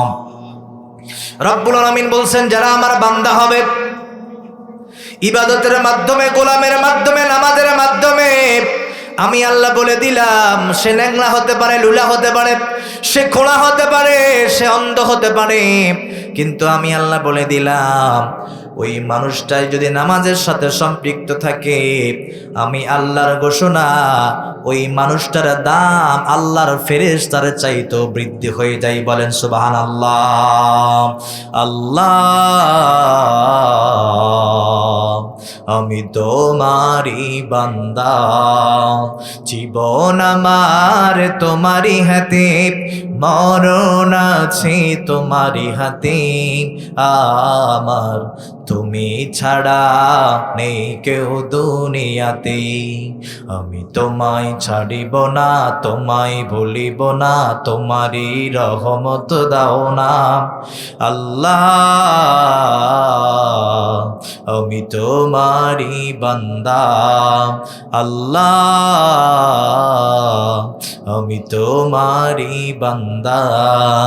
আকাশতে চাঁদের আলোক ছড়িয়ে পড়ে দুনিয়াতে, সে আলো ফোরাবে না তোমারি রহমতে, আমি তোমায় ছাড়িব না, তোমায় ভুলিব না, তোমারি রহমত দাও না আল্লাহ, আমরা তোমারি বান্দা। কথা বলেন ঠিক কিনা? আমার প্রাণপ্রিয় দরদি ভাইয়েরা, একটা আমল যখন ফিট হয়ে যায়, আল্লাহ রাব্বুল আলামিন বলেন, গোলাম তোমরা যখন পৃথিবীতে আমি আল্লাহর গোলামি করবা, গোলামিতে যখন সমাপ্ত হবে, আমি আল্লাহর 2 নম্বর নির্দেশনা হলো ওয়ালা তুশরিকু বিহি শাইয়া। আমি আল্লাহ তোমাদেরকে সতর্ক করলাম, বান্দা জীবনে কখনো আমি আল্লাহর সঙ্গে শরীক করবা না। বলেন মারহাবা। কারণ রব্বুল আলামিন বলছে, এই দুনিয়াতে যত পাপ পাপাচারে লিপ্ত হয়েছ, আমি আল্লাহর কাছে তওবা করবা, দুনিয়ার সব গুনাহগুলো আমি আল্লাহ ক্ষমা করে দেব, শুধু একটা গুনাহ ছাড়া, সেটা হলো শিরকের গুনাহ। এই জন্য বান্দা আমি আল্লাহ তোমাদেরকে সতর্ক করলাম, যদি জান্নাতে যেতে চাও আল্লাহর সঙ্গে শিরিক করা চলবে না, আল্লাহর সঙ্গে শিরিক করা যাবে না। বান্দারে, জিন্দেগিতে কত অন্যায় অপরাধ করেছো, তুমি অনুতপ্ত হবার পরে আল্লাহর কাছে যদি তওবা করো, আর তোমাদের সমুদ্রের ফেনা সমতুল্য যদি গুনাহ থাকে, আমি আল্লাহ ওয়াদা দিলাম জিন্দেগির সব গুনাহগুলো আমি আল্লাহ মাফ করে দেব। আল্লাহ রাব্বুল আলামিন কোরআনে কারীমের মধ্যে বলছেন, ইয়া আইয়ুহাল্লাযীনা আমানু তুবু ইলাল্লাহ তাওবাতান নাসুহা। আল্লাহ বলেন, ইমানদার, জিন্দেগিতে চলার পথে কত গুনাহ করেছো, তুমি আল্লাহর কাছে অনুতপ্ত হও, তুবু ইলাল্লাহ, আল্লাহর কাছে তওবা করো, ফিরে আসার তওবা। যদি তওবার মতো একবার তওবা করতে পারো, আমি আল্লাহ ঘোষণা দিলাম তোর জিন্দেগির সব গুনাহগুলো ক্ষমা করে দিব। কিন্তু বান্দা সাবধান, একটা গুনাহ ক্ষমা করব না, সেটা হলো শিরকের গুনাহ। এই জন্য তোর জিন্দেগিতে যা প্রয়োজন মানুষের কাছে চাওয়া যাবে না, পীরের কাছে চাওয়া যাবে না, মাজারে চাওয়া যাবে না, বরং বান্দার জিন্দেগিতে যা প্রয়োজন আওয়াজ করে বলেন তো, চাইতে হবে কার কাছে? যিনি চাইলেও দেয়, না চাইলেও দেয়। আমার প্রাণের দরদি ভাইয়েরা, আবার কেউ যেটা দেয় না সেটা দিতে পারেন আল্লাহ। সুতরাং আমরা মানুষের কাছে চাইবো না, মাজারের কাছে চাইবো না, কবরের সেজদা দিয়ে চাইবো না, কোন পীরের পায়ে সেজদা দিয়ে চাইবো না, বরং ইমানদারের প্রয়োজন যা কিছু দুনিয়াতে আছে এই প্রয়োজন মিটানোর জন্য আমরা কারো কাছে চাইবো না, তাহলে শিরিক হয়ে যাবে। আমরা দুনিয়াতে যা প্রয়োজন চাইবো শুধু একজনের কাছে। জোরে বলেন তো মহাব্বতে তিনি কে? 3 নম্বর নির্দেশনা আল্লাহ রাব্বুল আলামিন দিলেন বান্দারে, ওয়া বিল ওয়ালিদাইনি ইহসানা। 3 নম্বর সিরিয়াস নির্দেশনা আমি আল্লাহ তোমাদেরকে দিলাম বান্দা, দুনিয়াতে জীবদ্দশায় মা বাবার ইহসান করবা, মা বাবার খেদমত করবা। কারণ যেখানে আল্লাহ রাব্বুল আলামিন নিজের গোলামির কথা বলেছেন, যেখানে ইবাদতের কথা বলেছেন, সেখানে সাথে সাথে আল্লাহ পাক মা বাবার নির্দেশনা দিয়েছেন মা বাবার খেদমত করার জন্য। জোরে বলেন সুবহানাল্লাহ। আলহামদুলিল্লাহি রাব্বিল আলামিন ওয়া আকিবাতুল লিল মুত্তাকিন, সালাতু ওয়াসসালামু আলা সাইয়্যিদিনা আশরাফিল আমবিয়া ওয়াল মুরসালিন। রব্বানা আতিনা ফিদ দুনিয়া হাসানাতাও ওয়া ফিল আখিরাতি হাসানাতাও ওয়া কিনা আযাবান নার। রব্বানা যালামনা আনফুসানা ওয়া ইল্লাম তাগফির লানা وترحمنا لنكونن من الخاسرين رب ارحمهما كما ربياني صغيرا وقل رب ارحمهما كما ربياني صغيرا اللهم اغفر لي ولوالداتنا واركعنا وسجودنا وطبيبنا وطبيب قلوبنا وروزات المدينة اللهم بارك عليها اللهم سلم عليها اللهم تسلم عليها اللهم بارك وسلم تسليما كثيرا رب العالمين। রাত বড্ড গভীর হয়ে যায়, গভীর রজনীতে পাপের বোঝা মাথায় নিয়া আল্লাহ কত শত মানুষদের সাথে করে নিয়ে আমি গুনাহগার দুখানা হাত উত্তোলন করেছি। আয় আল্লাহ, তোমার বান্দারা চাতক পাখির মতো কোরআন শুনেছে, এত গভীর আগ্রহণে কোরআনের পাখিগুলো কোরআন শুনলো। আমার বিশ্বাস আরো 1 ঘন্টা আধা ঘন্টা যদি আলোচনা করতাম, আল্লাহ তোমার বান্দা বান্দিরা চাতক পাখির মতো আলোচনাগুলো শুনতো। আয় আল্লাহ, এমন কলিজার ভালোবাসা নিয়ে যারা দুখানা হাত তুলে আমিন আমিন করছেন, রব্বুল আলামিন মেহেরবানি করে আয় আল্লাহ প্রত্যেকের জিন্দেগির তামাম গুনাহগুলো মাফ করে দাও। আল্লাহ আমাদের জিন্দেগির শিরকের গুনাহ, বেদাতের গুনাহ, কবিরা সগীরা, জাহিরি বাতিনি, ছোট বড় যত ধরনের অন্যায় অপরাধ করেছি আল্লাহ দুনিয়ারে কেউ জানে না তুমি ছাড়া। আল্লাহ মেহেরবানি করে রব্বুল আলামিন জিন্দেগির সব গুনাহগুলো মাফ করে দাও। আল্লাহ গভীর রজনীতে পড়ে পড়ে যায় মার কথা, এই গভীর রজনীতে পড়ে যায় জনম দুঃখিনী বাবার কথা। জানি না কার মা নাই, কার বাবা নাই, আব্বা আম্মারে হারিয়ে এতিম অবস্থায় দুখানা হাত উত্তোলন করেছে। আয় আল্লাহ, যে সমস্ত সন্তানেরা দুখানা হাত তুলে মার জন্য আমিন আমিন করছে চোখের পানিগুলো ছেড়ে, আয় আল্লাহ জানি না কার মা নাই, কবরের যাত্রী হয়ে গেছে। আল্লাহ এ মার কবরগুলো জান্নাতের টুকরা বানায়া দাও। আমাদের জনম দুঃখিনী মা, গর্ভধারিণী মা প্রসব বেদনা সইতে পারে না, প্রসব যন্ত্রণা সহ্য করতে পারে নাই। আমাদের মা তো চিৎকার করেছে, রক্ত রঞ্জিত হয়েছে পুরা শরীরটা। আল্লাহ শুধু তাই নয়, আমাদের মার গর্ভে যখন আমরা 9 মাসের সন্তান, 8 মাসের সন্তান, মা আরামের ঘুম ঘুমায় গেছে। রাত্রিবেলায় গভীর রজনীতে মায়ের গর্ভে যখন আমরা ছিলাম, আমরা লাথি দিয়েছি, মার পেটে ঘুষে দিয়েছি, আরামের ঘুম ভেঙে গেছে। আমাদের মা আর ঘুমাতে পারে নাই। রাতের পর রাত দেয়ালের সঙ্গে পিঠটা লাগায় দিয়া কত রাত পার করেছে আল্লাহ। আর মা কষ্ট করেছে, উল্টা সন্তানের জন্যই দোয়া করেছে, বলেছে আল্লাহ আমার পেটে দেই সন্তান ছেলে না মেয়ে আমি জানি না, কিন্তু আল্লাহ আমার হায়াত যদি নিঃশেষ হয়ে যায়, শেষ হয়ে যায়, সন্তানের হায়াত খানা বাড়ায় দিয়ে দুনিয়াতে বাবার মুখ দেখার সুযোগ করে দাও। এমন মা যারে দুনিয়ায় নাই, কবরে ঘুমায়, আল্লাহ ওই মার কবরখানা জান্নাতের টুকরা বানায় দাও। আমাদের জনম দুঃখী বাবা আমাদেরকে সুশিক্ষায় শিক্ষিত করবার জন্য প্রচেষ্টা চালিয়েছেন, মাথার ঘামগুলো পায়ে ফেলেছেন, রক্তগুলোকে পানি বানিয়েছেন।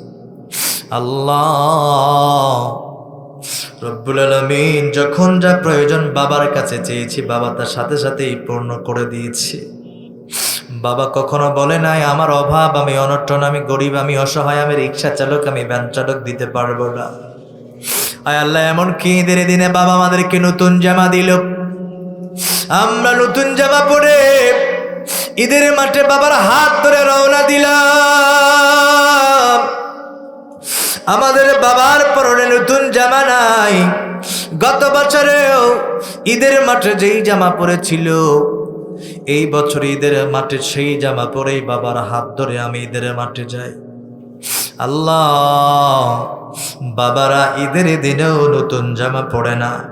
বাবাকে যখন জিজ্ঞাসা করা হলো, বাবা আমাদের পরনে নতুন জামা, কিন্তু তোমাদের পরনে কেন নতুন জামা নাই? আব্বা শত বেদনা কষ্ট অন্তরে চেপে রেখে ধরে বলে, সন্তান তোমার পরনে নতুন জামা দেখে আমি বাবা বড় খুশি হয়ে গেছি, আমার নতুন জামা লাগবে না।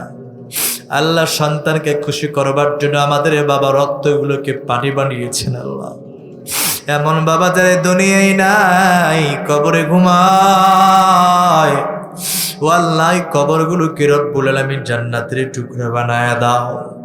বিশেষ করে রব্বুল আলামিন আমার প্রিয় ভাই আব্দুল সবুর ভাই, ওনার আব্বা জান দুনিয়ায় নাই, কবরে ঘুমায়। আল্লাহ আব্বা জানের কবরখানাকে জান্নাতের টুকরা বানায় দেন। ও আল্লাহ এছাড়াও যারা হাত তুলে আমিন আমিন করছেন, অনেকেরই আব্বা নাই, মেহেরবানি করে সকল আব্বার কবরগুলো জান্নাতের টুকরা বানায় দেন। আয় আল্লাহ এই মাহফিলে যারা শ্রম দিল, মেধা দিল, বুদ্ধি দিল, টাকা দিল, পয়সা দিল, বিভিন্ন ভাবে মাহফিলে যারা আঞ্জাম দিল, আল্লাহ মেহেরবানি করে সকলের কষ্টগুলো, শ্রমগুলো দিন ইসলামের জন্য কবুল করে নিও। বিশেষ করে আমার যুবক ভাইয়েরা অক্লান্ত পরিশ্রম করে দীর্ঘ সময় ধরে আল্লাহ যারা 2 মাস 1 মাস শ্রম দিয়ে এই মাহফিলের আঞ্জাম করলো, মাহফিলের আয়োজন করলো, আল্লাহ আমি মুসাফির, আমার 2টা হাত আর আল্লাহ বুক ব্যথা নিয়ে তাদের জন্য দোয়া করে দিলাম। আল্লাহ আমার ভাইগুলো রব্বুল আলামিন ইসলামের জন্য কবুল করে নিও, আল কোরআনের জিন্দা সৈনিক বানায় দিও। রব্বুল আলামিন সাইয়েদেনা ওমরের কাতারে আমাদের ভাইগুলোকে কবুল আর মঞ্জুর করে নিও। আয় আল্লাহ তাআলা যারা প্রবাসী মালিক, অনেকেই দোয়া চেয়েছেন রব্বুল আলামিন, বিশেষ করে আমাদের শহীদুল ইসলাম বাবু ভাই আল্লাহ অন্ধকার কবরে ঘুমিয়ে আছেন, আল্লাহ তার কবরখানা জান্নাতের টুকরা বানায়া দাও। আনোয়ার হোসেন আন্টু ভাই রব্বুল আলামিন তিনিও নাই, কবরে যাত্রী হয়ে গেছেন, আল্লাহ তার কবরখানাকে জান্নাতের টুকরা বানায়া দাও। আয় রব্বুল আলামিন রুমানের বাবার জন্য তিনি দোয়া চেয়েছেন, আল্লাহ সন্তান যে দোয়া অন্তরে রিজার্ভ করে রেখেছেন, মাওলা সন্তানের দোয়া কবুল হয়ে যায়, সন্তানের হাতগুলোকে আল্লাহর হৃদয়ের কথাগুলোকে কবুল করে নিয়া বাবার জন্য যে দোয়া রিজার্ভ করে রেখেছেন, আল্লাহর হৃদয়ের প্রত্যেকটা কথাগুলো কবুল করে নাও। আয় আল্লাহ এলাকাবাসী থেকে অনেক যুবক প্রবাসী আছেন গো মাওলা, আমি শুনেছি ভাইয়ের কাছ থেকে তারাও সহযোগিতার হাতগুলো বাড়িয়ে দিয়েছেন। আল্লাহ জানি না কার মায়ের সন্তান আল্লাহ বাহিরে আছেন, মাওলা রব্বুল আলামিন যাদের কলিজার টুকরা সন্তান প্রবাসী, আল্লাহ রব্বুল আলামিন মা বাবার কলিজার টুকরা সন্তান যারা প্রবাসী হয়েছেন, আল্লাহ আল্লাহ তাদেরকে সুস্থতার জিন্দেগি দান করে দাও। যেই নিয়তে বাংলাদেশ ছেড়েছেন আল্লাহ নিয়তখানাকে কবুল করে নাও। আল্লাহ তাদের রোজগারের মধ্যে বরকত দান করে দাও। আয় আল্লাহ আবার কলিজার টুকরা সন্তানগুলোকে আল্লাহ আবার বাংলাদেশের সুস্থতার সাথে ফেরার তৌফিক দান করে দাও। আয় আল্লাহ জামানের মা বাবার জন্য দোয়া চেয়েছেন রব্বুল আলামিন, মেহেরবানি করে আল্লাহ জামান ভাই মা বাবার জন্য দোয়া চায়। আয় আল্লাহ বিশ্বনবী সাল্লাল্লাহু আলাইহি ওয়াসাল্লাম বলেন, কোন নেককার সন্তান যদি মা বাবার জন্য হাত বাড়ায় দেয় তার হাত কানা কবুল হয়ে যায়। এতগুলো মানুষ আমরা হাত উত্তোলন করেছি, আমাদের হাতগুলো যদি পছন্দ না হয়, সন্তানের হাতের ওসিলা করে আল্লাহ জামান ভাইয়ের হাতের ওসিলা করে মাওলা মা বাবার জন্য যেই দোয়া তিনি কলিজায় রিজার্ভ করে রেখেছেন, তুমি তো অন্তর্যামী বান্দার অন্তরে খবর জানো, হৃদয়ের প্রত্যেকটা কথাগুলোকে কবুল আর মঞ্জুর করে নাও। আল্লাহ মিলন ভাইয়ের মা বাবার জন্য দোয়া চেয়েছেন রব্বুল আলামিন। আল্লাহ ডক্টর আজহার আলী মারা গেছেন, তিনিও নাই, অন্ধকার কবরের যাত্রী। আয় আল্লাহ তার কবরখানাকে জান্নাতের টুকরা বানায় দাও। আয় আল্লাহ কবরখানাকে জান্নাত পর্যন্ত প্রশস্ততা দান করে দাও। এছাড়াও মালিক এই এলাকায় অবস্থিত যেই কবরস্থানে মানুষগুলো ঘুমায়, যদি তারা আজকে জীবিত থাকতো আমাদের মতো মাহফিলে অংশগ্রহণ করতো আল্লাহ, কিন্তু তারা দুনিয়া নেই, কবরের যাত্রী হয়ে গেছে। ও আল্লাহ যারা কবরে শুয়ে শুয়ে ঘুমায় সকলের কবরগুলো জান্নাতের টুকরা বানায় দাও। আয় আল্লাহ তোমার জন্য রব্বুল আলামিন, তোমার জন্য তোমার সন্তুষ্টি অর্জনের জন্য যেই যুবকেরা পরিশ্রম করলো আল্লাহ, এই যুবকদেরকে সোজা পথ সিরাতুল মুস্তাকিমের পথে পরিচালনা করার তৌফিক দান করে দাও। আয় আল্লাহ তাদের পরিবার পরিজনকে কবুল করে নাও, তাদের আত্মীয় স্বজন যারা কবরে চলে গেছে জান্নাতের টুকরা বানায় দাও।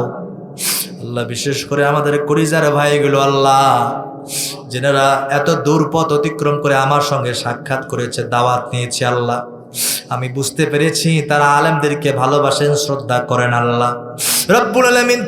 তুমি তো নিজেই বলেছ যারা আলেমদেরকে ভালোবাসেন, ওলামা ওয়ারাসাতুল আম্বিয়াদেরকে ভালোবাসেন, আমি আল্লাহ তাদেরকে ভালোবাসি। আয় আল্লাহ যে ভাইয়েরা আলেমদেরকে ভালোবাসার বহিঃপ্রকাশের প্রমাণ দিয়েছে আল্লাহ মেহেরবানি করে তুমিও তাদের সম্মানের ইজ্জতগুলো দুনিয়া আখিরাতে বাড়ায় দিও। আয় আল্লাহ হাজার হাজার মানুষ যারা হাত তুলে আমিন আমিন করছেন, পর্দার আড়াল থেকে আমার মা বোনেরা জানি না কারা কোন নিয়তে দুইখানা হাত বাড়ায় দিয়েছে, আমার যুবক ভাইরা আব্বাজানরা ছোট্ট ছোট্ট বাচ্চারা জানি না কে কোন উদ্দেশ্যে দুইখানা হাত বাড়ায় দিয়েছে।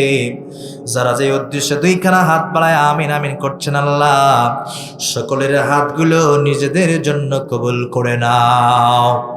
আখরি ফরিয়াদ মাওলা, আমরা যেদিন দুনিয়া ছাড়ব, দুনিয়ার মায়া ত্যাগ করবো আল্লাহ, মালাকুল মউত আজরাইলের সঙ্গে আমাদের দেখা হয়ে যাবে। মালাকুল মউত জীবনের শেষ চিঠি নিয়ে হাজিরা দিবে, মরণের চিঠি নিয়ে হাজিরা দিবে, এক সেকেন্ড সামনেও যাবে না, পিছনেও আসবে না। মালাকুল মউত আজরাইল জীবনের শেষ চিঠি নিয়ে যেদিন হাজিরা দিবে, আমাদের জানের মধ্যে মারবে থাবা, জানটা বের হয়ে যাবে, উড়াল দিয়া নিয়ে যাবে আসমানে আল্লাহ। ওই মুহূর্তে মধুমাখা কালেমা, জীবনের শেষ কালেমা আল্লাহ আমাদের জবানে জারি করে দিয়ে লা ইলাহা ইল্লাল্লাহু মুহাম্মাদুর রাসূলুল্লাহ।